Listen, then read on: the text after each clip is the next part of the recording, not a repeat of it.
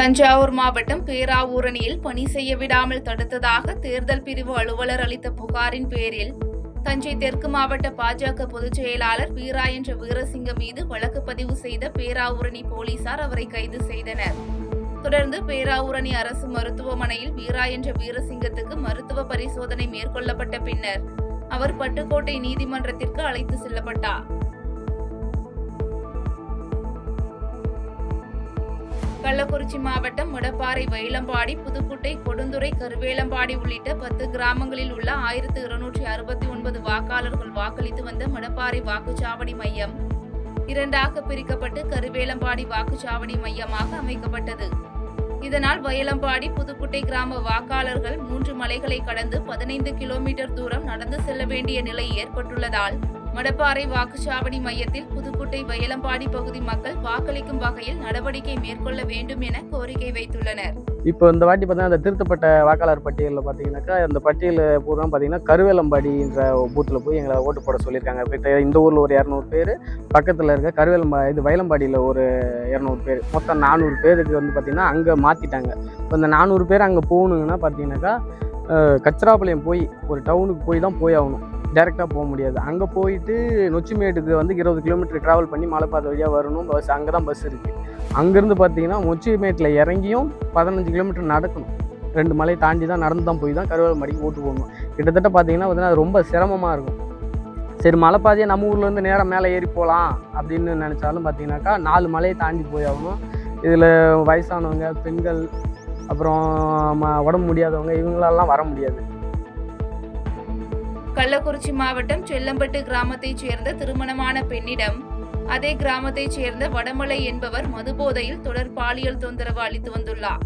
இதனால் பாதிக்கப்பட்ட பெண் சிங்கராபுரம் காவல் நிலையத்தில் அளித்த புகாரின் பேரில் போலீசார் வடமலையை கைது செய்து நீதிமன்ற காவலுக்கு அனுப்பி வைத்து விசாரணை மேற்கொண்டனர். கடலூர் மாவட்டம் குறிஞ்சிப்பாடி சட்டமன்ற தொகுதியில் நாம் தமிழர் கட்சி வேட்பாளர் கவிதா ரெங்கநாதன் தனது கட்சியினருடன் தீவிர வாக்கு சேகரிப்பில் ஈடுபட்டார்.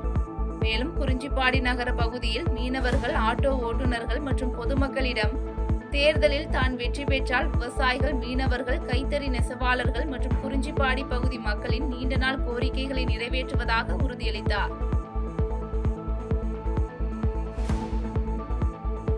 புதுக்கோட்டை மாவட்டம் நார்த்தாமலை முத்துமாரியம்மன் கோயில் பூச்சொரிதல் விழாவை முன்னிட்டு நெடுஞ்சாலைத்துறை சார்பில் ஏற்பாடு செய்யப்பட்ட ரதத்தில் சிறப்பு பூஜை செய்யப்பட்ட மாரியம்மன் சிலையை வைத்து வழிபாடு நடைபெற்றது. மேலும் மின் விளக்குகளால் அலங்கரிக்கப்பட்ட ரதத்தில் முத்துமாரியம்மன் சிறப்பு அலங்காரத்தில் பக்தர்களுக்கு அருள்பாலித்த நிலையில் கோயிலுக்கு ஊர்வலமாக கொண்டு செல்லப்பட்டது.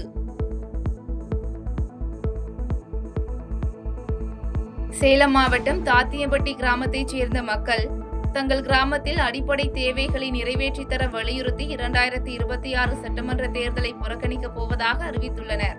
மேலும் அரசு நிலத்தில் வீட்டுமனை பட்டா வழங்க வேண்டும், ஓமலூருக்கு அருகில் உள்ள தங்கள் கிராமத்தை 15 கிலோமீட்டர் தொலைவில் உள்ள காடையம்பட்டி தாலுகாவோடு இணைத்திருப்பதை மாற்ற வேண்டும் உள்ளிட்ட 9 கோரிக்கைகளை நிறைவேற்ற வலியுறுத்தி கிராம எல்லைகளில் தேர்தல் புறக்கணிப்பு பேனர் வைக்கப்பட்டுள்ளது. சுமார் 100 குடும்பங்களுக்கு மேல் இலவச வீட்டுமனை, குடியிருக்க வீடு இல்லாமல் 2-3 குடும்பங்கள் கூட்டாக சுகாதாரமற்ற நிலையில் வாழ்ந்து வருகிறார்கள். இது சம்பந்தமாக நடவடிக்கை எடுத்து 100 குடும்பங்களுக்கு இலவச வீட்டுமனை பட்டா வழங்க வேண்டி வருவாய்த்துறை அதிகாரிகளுக்கு 10 ஆண்டுகளாக மனு கொடுத்து குடியரசுக் கட்சி சார்பில் போராடி வந்தோம். இதுவரைக்கும் எந்தவித நடவடிக்கையும் எடுக்கப்படவில்லை. கிருஷ்ணகிரி மாவட்டம் மாத்தூரில் செயல்பட்டு வந்த லாட்டரி சீட்டு விற்பனை அலுவலகத்தை முற்றுகையிட்ட மாத்தூர் காவல் நிலைய போலீசார் விற்பனைக்காக வைக்கப்பட்ட லாட்டரி சீட்டுகளை பறிமுதல் செய்தனர். தொடர்ந்து தலைமறைவாக உள்ள லாட்டரி விற்பனையாளர்களை பிடிக்க தனிப்படை அமைக்கப்பட்டுள்ளதாக தெரிவித்த போலீசார் இத்தகைய சட்டவிரோத செயல்களில் ஈடுபடுபவர்கள் மீது கடும் நடவடிக்கை எடுக்கப்படும் என எச்சரிக்கை விடுத்துள்ளனர்.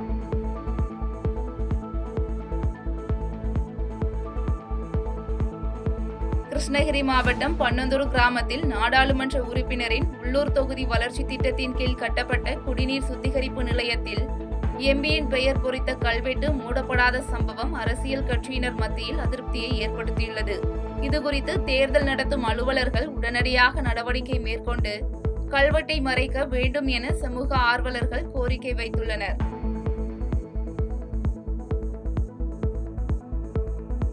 திருச்சியில் அண்ணா புரட்சி தலைவர் அம்மா திராவிட முன்னேற்ற கழகம் சார்பில் 2026 சட்டமன்ற தேர்தலின் முதற்கட்ட வேட்பாளர்கள் அறிமுக விழா நடைபெற்றது. இதில் கலந்து கொண்டு 25 தொகுதிகளுக்கான வேட்பாளர்களை அறிமுகம் செய்து வைத்த பின்னர் செய்தியாளர்களை சந்தித்த கட்சியின் மாநில தலைவர் செந்தில்குமார் பலாப்பழம் சின்னத்தில் இந்த சட்டமன்ற தேர்தலை சந்திக்க உள்ளதாக தெரிவித்தார். 2026 சட்டமன்ற பொதுத் தேர்தலில் 234 தொகுதிகளுக்கும் பலாப்பழம் சின்னத்தை தேர்தல் ஆணையத்திலிருந்து பெற்று மக்களுக்காக சேவை செய்வதற்காக அனைத்து தொகுதிகளிலும் இருந்து வேட்பாளர்களை தேர்வு செய்து கொண்டிருக்கக்கூடிய இந்த சூழ்நிலையில் தேர்தல் நெருங்கிய இன்னும் 10 நாட்கள் தான் நாமினேஷன் தாக்கல் பண்ணுவதற்கு இருக்கக்கூடிய இந்த சூழ்நிலையில் முதல் கட்ட வேட்பாளர்களாக இன்று அறிவிக்கும் முதல் கட்ட வேட்பாளர்கள் அறிவிப்பு நிகழ்ச்சி நடைபெற்றுக் கொண்டிருக்கின்றது. செய்திகளை உடனுக்குடன் தெரிந்து கொள்ள கீழ்கண்ட கேபிள் மற்றும் டிடிஹெச் நெட்வொர்க்குகளில் எம்நாடு செய்தி தொலைக்காட்சியை காணுங்கள். பாதகம் செய்பவரை கண்டால் நாம் பயம் கொள்ளலாகாது பாப்பா. மோதி மிதித்து விடு பாப்பா, அவர் முகத்தில் உமிழ்ந்து விடு பாப்பா. அண்மை செய்திகளை உடனுக்குடன் தெரிந்து கொள்ள இணைந்திருங்கள் எம்நாடு தொலைக்காட்சியுடன்.